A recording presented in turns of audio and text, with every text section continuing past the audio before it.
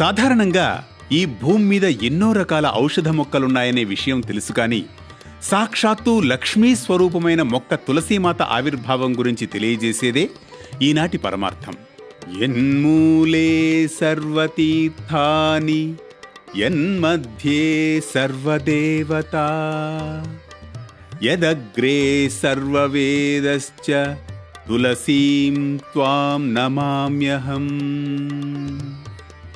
శ్రీ మహాలక్ష్మి నారాయణ స్వరూపిణి అయిన తులసి యొక్క మూలంలో సర్వతీర్థాలు, మధ్య భాగమందు సమస్త దేవతలు, తులసి మొక్క పైభాగమున సర్వ వేదాలతో కొలువై ఉన్న తులసీమాతకు ముందుగా నమస్కరించుచున్నాను అని ఈ శ్లోకానికి అర్థం.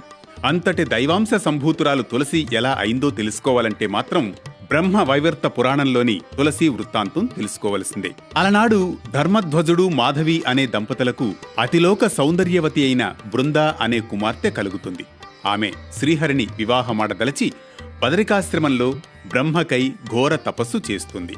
ఆమె తపస్సుకు మెచ్చిన బ్రహ్మ కోరిక ఏమిటో చెప్పుమనగా తాను రాధ శాపంతోనున్న రుక్మిణినని, తనకు ఆ శ్రీకృష్ణుడే భర్తగా వరం కావాలని ప్రార్థిస్తుంది. అందులకు తథాస్తు అని దీవించిన బ్రహ్మ ముందుగా గోలోక నివాసి సుధాముడే ముందుగా భర్త కాగలడు, అనంతరమే ఆ శ్రీకృష్ణుడు పతి అవుతాడని వరమిస్తాడు బ్రహ్మ. ఇలా ఉండగా బ్రహ్మదేవుడు చెప్పిన సుధాముడు పుష్కరకాలం శాపం కారణంగా భూలోకమున శంఖచూడుడై జన్మించి తపమాచరిస్తాడు. అతని తపస్సునకు మెచ్చిన బ్రహ్మ వరం ప్రకారం శంఖచూడు లక్ష్మీ అంశతోనున్న బృందకు పతి అయ్యేసరికి అష్టైశ్వర్యాలతో తొలతూగుచూ గర్విష్టి భోగలాలసుడు అవుతాడు. దేవతలను కూడా అష్టకష్టాలు పాలు చేస్తూ ఉంటాడు. అంతేకాక పరమేశ్వరునితో, ఓ ఈశ్వర, నీ అర్ధాంగి బహు సుందరాంగి, ఆమెను నా వశము చేయుము, లేనిచో యుద్ధమునకు తలపడుము అని ఘోరంగా శివునితో యుద్ధం కూడా చేస్తాడట. వెంటనే శ్రీహరి వారిని సమీపించి, పరమశివ, ఈతడు అజేయుడొగటకు ఇతని భార్య మహాపతివ్రత కావడమే ఇందుకు కారణం. ఆమె పాతివ్రత్య భంగము నేను ఆచరించదను, తదుపరి నీవు ఈతనిని వధింపుము అని అనడంతో మాయా శంఖచూడుని వేషము ధరిస్తాడు మహావిష్ణువు. శంఖచూడుని వేషంలో ఉన్న శ్రీహరిని చూచి బృంద తన భర్తే వచ్చాడని భ్రమిస్తుంది. అతనికి సర్వోపచారాలు చేసి శ్రీహరి చెంతకు రాగానే ఆమె పాతివ్రత్యము భగ్నమవుతుంది. అది గ్రహించిన శివుడు శంఖచూడుణ్ణి సంహరిస్తాడు. తదుపరి అతడు దేహాన్ని విడిచి సుధాముడై గోలోకమునకు పోవడం జరుగుతుంది. బృంద తన ఎదుట ఉన్నది మాయా శంఖచూడుడిని గ్రహించి శ్రీహరిని శిలారూపమవుదువుగాక అని శపిస్తుంది. తిరిగి ఆమెను కూడా నీవు మొక్కగా మారిపోవుదువుగాక అని ప్రతిగా శపిస్తాడు శ్రీ మహావిష్ణువు.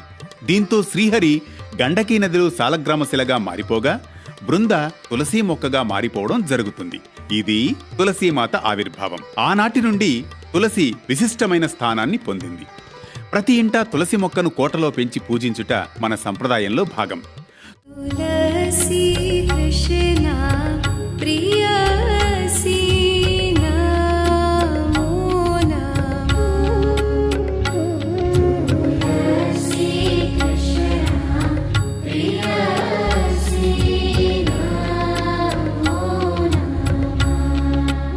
తులసిలో 7 రకాలున్నాయి. వాటిలో కృష్ణ తులసి, లక్ష్మీ తులసి, రామ తులసి, నేల తులసి, అడవి తులసి, మరువ తులసి, రుద్ర తులసి.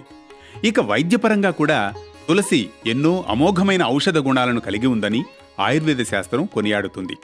ప్రతిరోజు ఉదయం 2 తులసి ఆకులు కోటలోనివి కాకుండా విడిగా పెంచిన మొక్కల నుండి తీసి నమిలి మింగితే వారికి బుద్ధిశక్తి, జ్ఞాపక శక్తి పెరిగి మానసిక రుగ్మతలు నయమవుతాయని ఆయుర్వేదం చెబుతోంది. ఉదయం నిద్ర నుండి లేచిన వెంటనే ముందుగా తులసి చెట్టును చూసినట్లయితే ముల్లోకాల్లోని సమస్త తీర్థాలను దర్శించిన పుణ్య ఫలం లభిస్తుందట. తులసి కోటను నిత్యం భక్తి శ్రద్ధలతో పూజించాలి, నీళ్లు పోయాలి, ప్రదక్షిణం చేయాలి, నమస్కరించాలి. దీనివలన అశుభాలన్నీ తొలగి శుభాలు కలుగుతాయి, సర్వ పాపాలు నశిస్తాయి. తులసి వనమున్న గృహం పుణ్యతీర్థంతో సమానమని పురాణాలు చెబుతున్నాయి. తులసి పూజ స్త్రీలకు అత్యంత శుభప్రదం. ఉదయం, సాయంత్రం తులసి కోట వద్ద దీపారాధన చేయడం అత్యంత శుభకరం. తులసి చెట్టు ఆవరణలో ఉంటే ఎటువంటి దుష్ట శక్తులు పనిచేయవు. పూజ కోసం తులసి పత్రాలను ఎలా కోయాలంటే సనాతన ధర్మం ఒక పద్ధతిని తెలియజేస్తుంది. తులసి చెట్టు నుండి దళాలను మంగళ, శుక్ర, ఆదివారాలలో, ద్వాదశి, అమావాస్య, పూర్ణిమ తిథుల్లో, సంక్రాంతి, జనన మరణ శౌచాల్లో, వైద్యుతి వ్యతిపాత యోగంలో త్రెంపకూడదని నిర్ణయ సింధులో, విష్ణు ధర్మోత్తర పురాణంలో తెలియజేయబడింది. కాగా తులసి లేకుండా భగవంతుని పూజ సంపూర్ణం అయినట్లు కాదు. అందుకోసం నిషిద్ధమైన రోజుల్లో, తిథుల్లో తులసి చెట్టు కింద స్వయంగా రాలిపడిన ఆకులతో, దళాలతో పూజ చేయవచ్చు. ఒకవేళ అలా కుదరని పక్షంలో ముందు రోజే తులసి దళాలను త్రెంపి దాచుకుని మరుసటి రోజు ఉపయోగించవచ్చునని పురాణ సూచన. తులసి ఆకులను కూడా ఒక్కొక్కటిగా కోయకూడదట. 2 ఆకులు కలిగిన దళములతో కూడిన కొసలను మాత్రమే తీసుకోవాలి. పూజ చేసిన తర్వాత ఒక తులసి దళాన్ని అచ్యుతానంద గోవింద అని స్మరిస్తూ నోటిలో వేసుకోవాలి. ప్రతిరోజు భక్తిభావంతో ఒక తులసి దళాన్ని సేవించడం వలన సకల రోగాలు నశిస్తాయట, రోగాలు నిరోధించబడతాయట. ధర్మాన్ని స్పృశించే దారిలో, భక్తిని పలికించే పదాల్లో, బుద్ధిని ప్రసాదించే సందేశంలో, మనసుకు శాంతి చేకూర్చే శైలిలో మరో ఘట్టంతో వేటు న్యూస్ రేపటి పరమార్థంలో మళ్ళీ కలుద్దాం.